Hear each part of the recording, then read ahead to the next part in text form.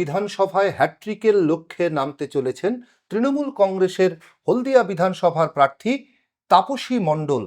এই মুহূর্তে দাঁড়িয়ে হলদিয়া বিধানসভা, হলদিয়া শিল্পাঞ্চলের শ্রমিকদের নিয়ে মূলত যে বিধানসভা এলাকা, সেই এলাকায় দুবারের জেতা বিধায়ক। একবার তিনি জিতেছেন সিপিআইএম এর প্রতীকে, আরেকবার তিনি জিতেছেন বিজেপির প্রতীকে, এবং এবার তিনি লড়াইয়ের ময়দানে তৃণমূল কংগ্রেসের জোড়াফুল প্রতীকে। সেই তাপসী মণ্ডলের সঙ্গে এখন আমরা কথা বলবো আগামী দিনে তিনি মানুষের কাছে কি বার্তা নিয়ে যেতে চাইছেন, উন্নয়নের কোন কথা তিনি মানুষের কাছে বলবেন, সমস্ত কিছু নিয়ে খোলামেলা আলোচনায় তাপসী মণ্ডলের সাথে। তাপসীদি, হলদিয়া টাইমসে আপনাকে স্বাগত। আপনি যে লড়াইতে নেমেছেন, এই লড়াই তো কোথাও একটা হ্যাট্রিকের লড়াই।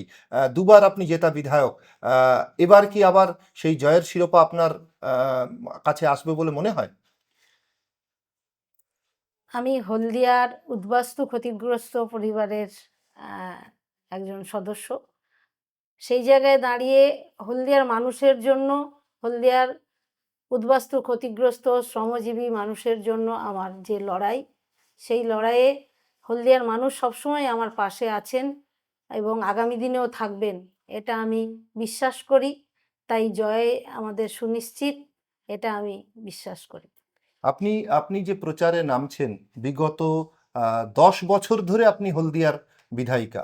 সেখানে দাঁড়িয়ে মানুষের যে প্রত্যাশা, যেটা নিয়ে 2016 সালে আপনি এখানে লড়াইতে নেমেছিলেন, সেই প্রত্যাশা কতটা পূরণ করতে পেরেছেন? দেখুন, 2016 সালে যখন লড়াইয়ে নামি, তখন অনেক প্রতিবন্ধকতা ছিল। তৎকালীন এই তৃণমূল দলের যিনি নেতৃত্ব দিয়েছিলেন, সে তখন কর্মীদের বিভিন্নভাবে ভয় দেখিয়ে, মিথ্যে কেস এইসব দিয়ে ভয় দেখাতো। তাই সাধারণ মানুষ ভয়ে থাকতেন। সেই জায়গায় দাঁড়িয়ে মানুষ একটা ভীত সন্ত্রস্ত ছিল। পরবর্তীকালে মানুষ সেই ভয়কে উপেক্ষা করেই আমাকে ভোট দিয়েছিলেন এবং হলদিয়ার স্বার্থে, হলদিয়ার উন্নয়নের স্বার্থে, হলদিয়ার শিল্পায়নের স্বার্থে। বর্তমানে সেই ব্যক্তি যে মানুষকে ভয় দেখানোর কারিগর, হলদিয়াতে তোলাবাজির কারিগর, তিনি এখন বিজেপির সর্বেসর্বা হয়েছে। মানে সেটা নামটা কি ধরা যাবে? তিনি শুভেন্দু অধিকারী। তিনি নিজে দল বদল করেছেন। সেখানে তিনি নিজেকে সর্বেসর্বা এবং সৎ বলেন, আর অন্য কেউ দল বদল করলে তাকে তিনি বিভিন্নভাবে কটূক্তি করেন। এটাই হচ্ছে পার্থক্য। তাই দলের যেমন আদর্শ আছে, সেই সঙ্গে দলে কিছু ব্যক্তি নেতৃত্বের ওপরেও প্রভাব থাকে। সেই জায়গায় দাঁড়িয়ে বর্তমান সময় আমাদের মামাটি মানুষের সরকারের নেত্রী মমতা বন্দ্যোপাধ্যায়, আমাদের দলের নেতা অভিষেক বন্দ্যোপাধ্যায়, সেই সঙ্গে সারা পশ্চিমবঙ্গে দল পরিচালনার ক্ষেত্রে একটা বিশেষভাবে তারা দৃষ্টি দিচ্ছেন এবং সমস্ত জায়গায় একটা স্বচ্ছতা রেখে সংগঠনকে মজবুত করার উদ্যোগী হয়েছেন এবং সেভাবেই কাজকর্ম করছেন। এবং মামাটি মানুষের সরকারের নেত্রী মমতা বন্দ্যোপাধ্যায় প্রতিনিয়ত মানুষের উন্নয়নের কথা ভাবেন। যেমন সার্বিক উন্নয়ন, রাস্তাঘাট, জল, বিদ্যুৎ, স্কুল, কলেজ, শিক্ষা প্রতিষ্ঠান, শিল্পায়ন, সব কিছুর দিকে তার নজর আছে। মানুষের কর্মসংস্থানের দিকেও তার নজর আছেন। তেমন ব্যক্তি উন্নয়নেও তিনি পিছিয়ে নেই। তিনি ভেবেছেন, মানে এত সরকার থাকতেও, সারা দেশে এত সরকার আছে, এত দল আছে, কেউ কখনো ভাবেনি যে ব্যক্তিগতভাবে মানুষকে কিছু সহায়তা করে তার উন্নয়ন করা যায়, তার মানসিকভাবে তাকে শান্তি দেওয়া যায় এবং তাকে মাথা উঁচু করে সম্মানের সঙ্গে বাঁচার অধিকার দেওয়া যায়। এটা কেউ ভাবেনি, সেটা একমাত্র মমতা বন্দ্যোপাধ্যায় ভেবেছেন।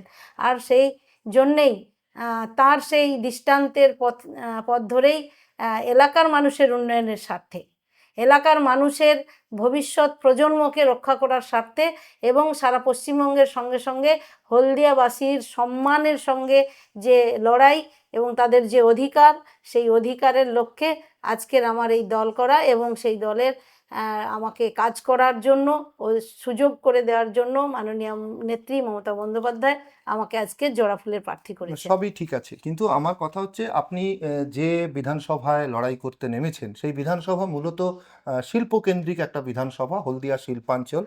সেই হলদিয়া শিল্পাঞ্চলের শ্রমিকদের মধ্যে যে একটা বিশাল অংশের একটা শ্রমিকের যে ক্ষোভ ছিল, সেই ক্ষোভকে আপনি প্রশমন করতে পেরেছেন বলে মনে হয়, বা সেই ক্ষোভ প্রশমিত হয়ে আপনার পক্ষে শ্রমিকরা আপনাকে ভোট দেবে, এরকম কি আপনার মনে হয় যে শ্রমিকরা আপনার পক্ষে আছে? সমস্ত শ্রমিকরা জানে আমি শ্রমিক পক্ষের জন্য, শ্রমিকের জন্যই লড়াই করি, উদ্বাস্তু ক্ষতিগ্রস্ত মানুষের জন্য লড়াই করি। তারা জানেন এবং এখনও আমার সেই লড়াই অব্যাহত আছেন, এবং সেই লড়াইয়ে বর্তমানে নেত্রী মমতা বন্দ্যোপাধ্যায় এবং নেতা অভিষেক বন্দ্যোপাধ্যায় আশ্বস্ত করেছেন সর্বতোভাবে শ্রমিকদের পাশে থেকে লড়াই করার জন্য, শ্রমিকদের অধিকারের জন্য লড়াই করার জন্য তারা আমাকে সহায়তা করবেন এবং সমস্ত রকমভাবে শ্রমিকদের পাশে থাকবেন। আপনার বিরোধী যিনি প্রার্থী তিনি আমাদের চ্যানেলে ইন্টারভিউতে বলেছেন, আপনার সম্পর্কে বলেছেন দলবদলু প্রার্থী। কোন দলের কে বলছেন? প্রদীপ বিজলির কথা বলছি, যিনি বিজেপির প্রার্থী, তিনি বলেছেন যে আপনি দলবদলু প্রার্থী, আপনাকে কোনো রকম ধর্তব্যের মধ্যেই আনছেন না। যিনি এখন বিজেপির প্রার্থী, উনি 16 সালে বিজেপির প্রার্থী একবার হয়েছিলেন। পরবর্তীকালে ওনার বিজেপির সঙ্গে কোনো সম্পর্ক ছিল না। উনি আরএসএস দ্বারা পরিচালিত একটি ট্রেড ইউনিয়ন করতেন, বিএমএস। উনিই বলতেন যে বিএমএস আর বিজেপি সম্পূর্ণরূপে আলাদা সংগঠন, কোনোভাবেই এর সঙ্গে কোনো সম্পর্ক নেই। তাই বিজেপির কোনো মঞ্চে কখনো প্রদীপ বিজলি থাকতেন না। তিনি এখন বিজেপির প্রার্থী হয়েছেন, আগে তো উনি নিজে দল বদলু, তারপরে তো আমাকে দল বদলু বলবেন।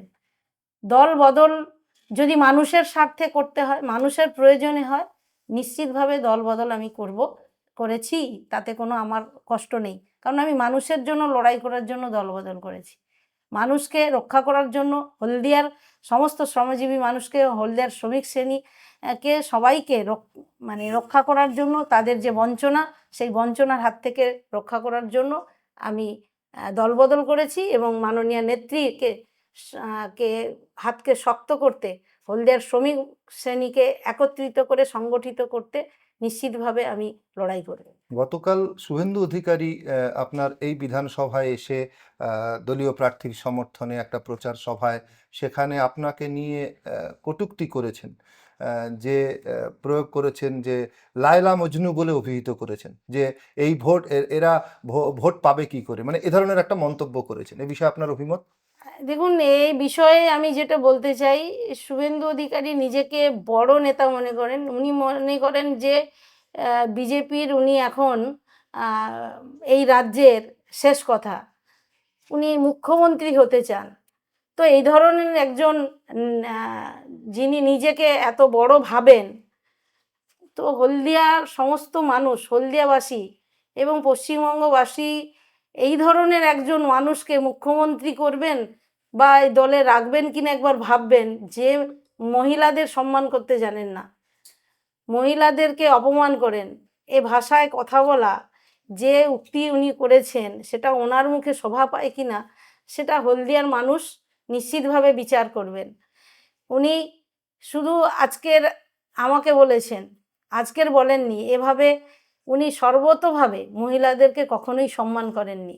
উনি মাননীয় মুখ্যমন্ত্রী মমতা বন্দ্যোপাধ্যায়কে খালা, ফুফু এই ধরনের বক্তব্য বলে অপমানিত করতেন, সারা পশ্চিমবাংলার নারী সমাজকে অপমানিত করতেন। তাই যারা নারী বিদ্বেষী তাদের মুখে এই ধরনের কথা, হলদিয়ার মানুষ তার বিচার করবে, সারা পশ্চিমবঙ্গবাসী তার বিচার করবে। আমি এটা বলতে চাই যে ওনার এই যে অ্যাগ্রেসিভ কথাবার্তা, এই যে মানুষকে নোংরাভাবে সমস্ত মানুষকে বলা, মানুষের চরিত্র হনন করা, এর জন্য তো নিশ্চিতভাবে আইনি ব্যবস্থা নেওয়া যায়। কিন্তু আমি এত ছোট কাজ করি না, কোনো যে যা বলেছে আমি একে গুরুত্বই দিতে চাই না। কারণ আমি কেমন, আমার ব্যক্তিত্ব কেমন, আমার চরিত্র কেমন, আমার পরিবার, আমার আত্মীয়স্বজন, সারা হলদিয়ার মানুষ আজ অবধি জেনে এসছেন। তাই এ ধরনের কথাবার্তা যারা বলেছে তাদের যোগ্য জবাব দেওয়ার জন্য হলদিয়াবাসী নিশ্চিতভাবে তৈরি হচ্ছেন।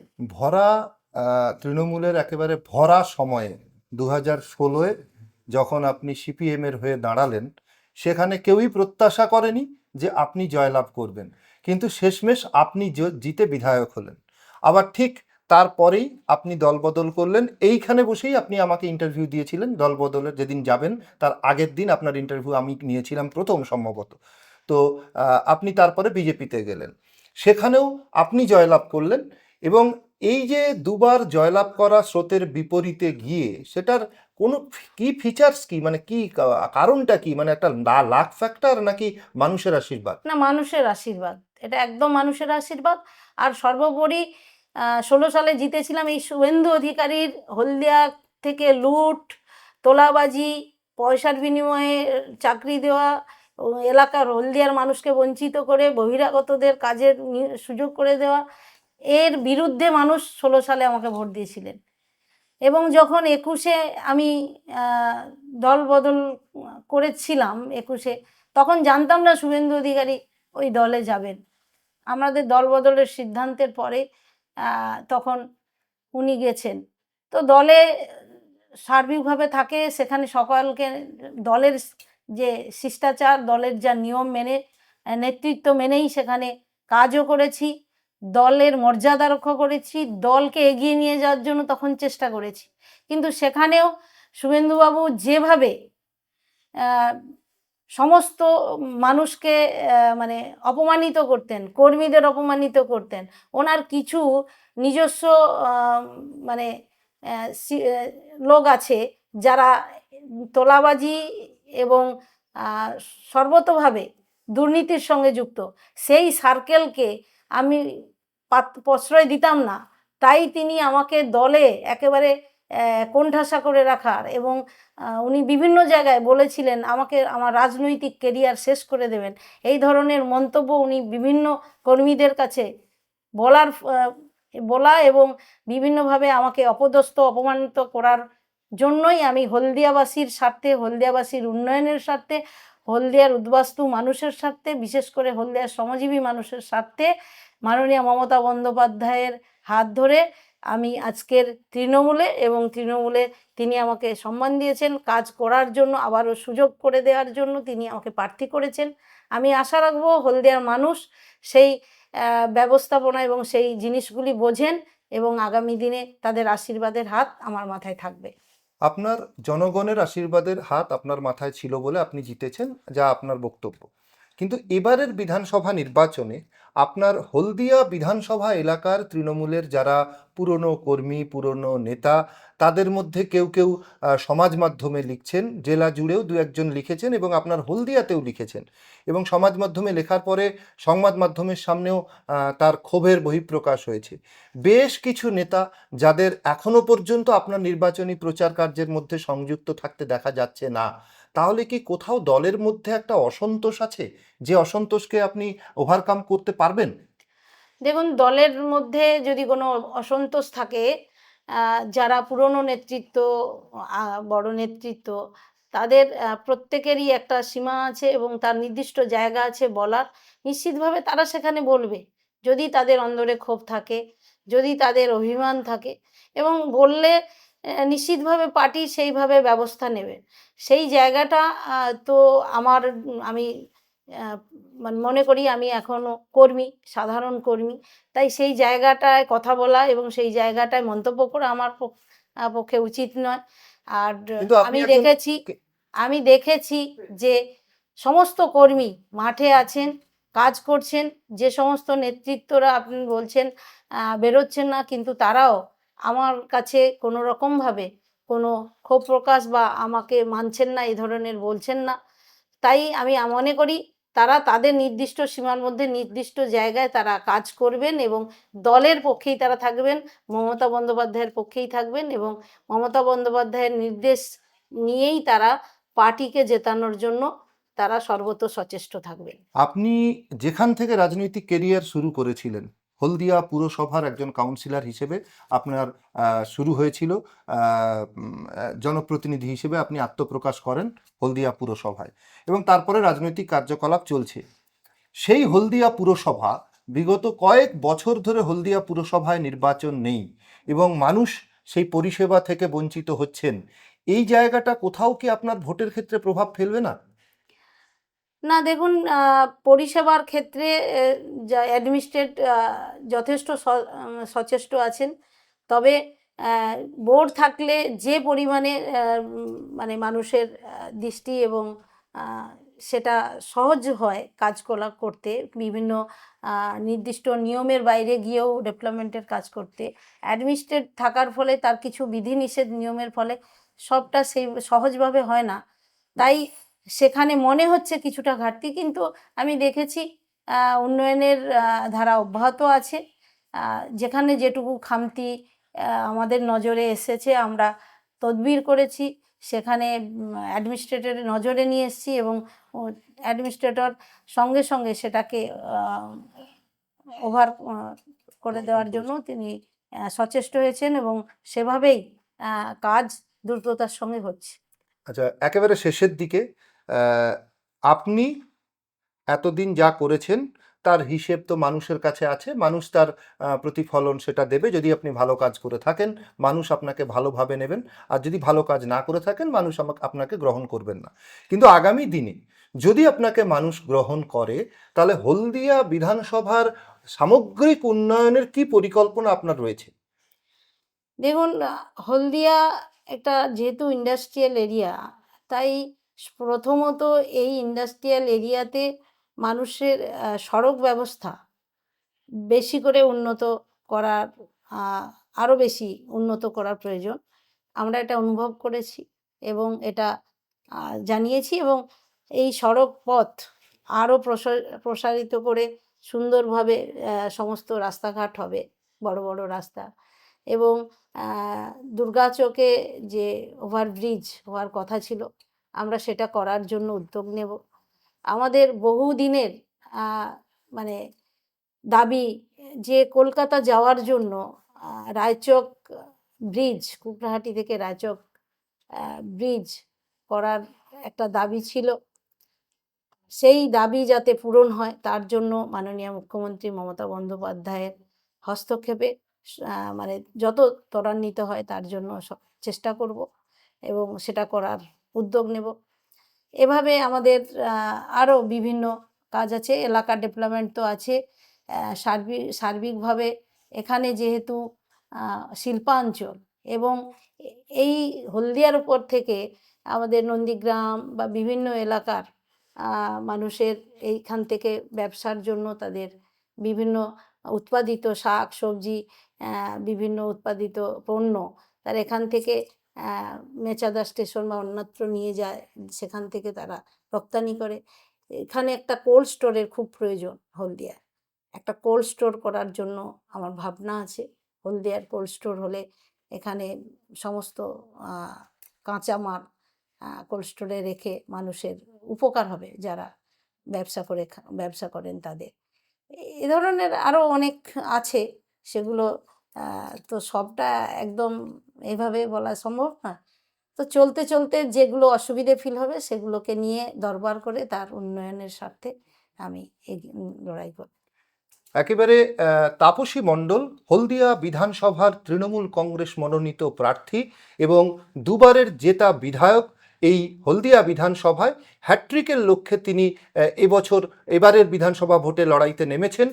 সেক্ষেত্রে আগামী দিনে তিনি কি করবেন, কিভাবে এগোবেন, সেগুলো যেমন বললেন, এবং বিরোধীদের বিভিন্ন ধরনের কটাক্ষের জবাবও তিনি ছুড়ে দিলেন। এখন দেখার সাধারণ মানুষের যে আশীর্বাদ, সেই আশীর্বাদ গত দুটি নির্বাচনে তিনি পেয়েছেন।